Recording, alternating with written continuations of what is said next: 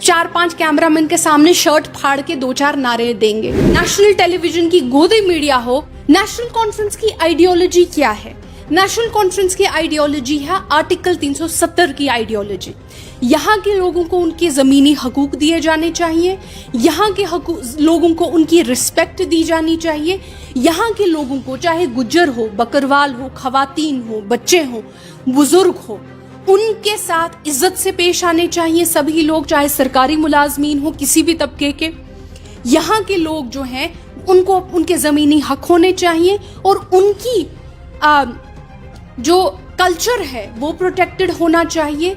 और यहाँ के लोगों की सबसे इम्पोर्टेंट बात जो है, जैसा मैंने कहा, उनकी डिग्निटी प्रोटेक्टेड होनी चाहिए।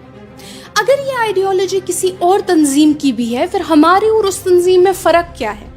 हमारे और उन तंजीमों में फ़र्क ये है कि नेशनल कॉन्फ्रेंस का काम करने का जो तरीका है वो कानूनी है, हमारा काम करने का जो तरीका है वो आईनी है। हमारा काम करने का तरीका जो है वो सड़क पे आके प्रोटेस्ट करने का, और इवन दो लोग चाहते हैं हम ये करें, वो नहीं है। वो कोर्ट में जाके सबसे बेहतरीन वकील को हायर करके उससे केस लड़वाने का है। वो मीडिया में यहाँ के लोगों की आवाज बनने का है। वो चाहे नेशनल टेलीविजन की गोदी मीडिया हो या यहाँ की लोकल मीडिया हो, यहाँ पे अपने केएस एस्पायरेंट्स की, जम्मू के लोगों की, अपनी खवातीन की, अपने फायर सर्विसेज एस्पायरेंट्स की, डेली वेजर्स की, कौन से तबका है आप बोलिए जिसकी आवाज हमने नहीं उठाई है? ये नेशनल कॉन्फ्रेंस का तरीका है। लेकिन ये मैं उन लोगों को क्या समझाऊं? कानूनी तौर पे काम करना, आईनी तौर पे काम करना क्या होता है, ये उन लोगों को हम क्या समझाएं जिन्हें आईन का मतलब ही नहीं पता? ये उन लोगों को हम क्या समझाएं जिन्होंने हमारे देश के आईन पे, हमारे कॉन्स्टिट्यूशन पे एक बुलडोजर चलाया? ये उन लोगों को क्या बताएं जिन लोगों ने हमारे पार्लियामेंट से 150 एमपीज को सस्पेंड कर दिया क्योंकि वो ऑपोजिशन के इलेक्टेड लोग एमपीज थे, और पार्लियामेंट में कहा कि ये लोग सवाल करते थे हम लोगों से। उन्हें हम नेशनल कॉन्फ्रेंस की आइडियोलॉजी क्या समझाएं जिन्हें आईन का मतलब ही नहीं पता, जिन्हें डेमोक्रेसी का मतलब ही नहीं पता, जिन्हें इलेक्शन और इंतखाबात का मतलब ही नहीं पता, जिन्हें जनता के हकूक का मतलब ही नहीं पता।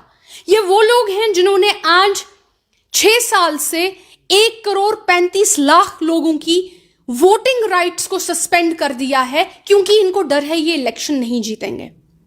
इन लोगों को आप डेमोक्रेसी का और आईनी तरीके से काम करने का मतलब कैसे समझाएंगे? इनको आप कैसे बताएंगे कि नेशनल कॉन्फ्रेंस का जो तरीका है वो आईनी और कानूनी है और इस बात का मतलब क्या है?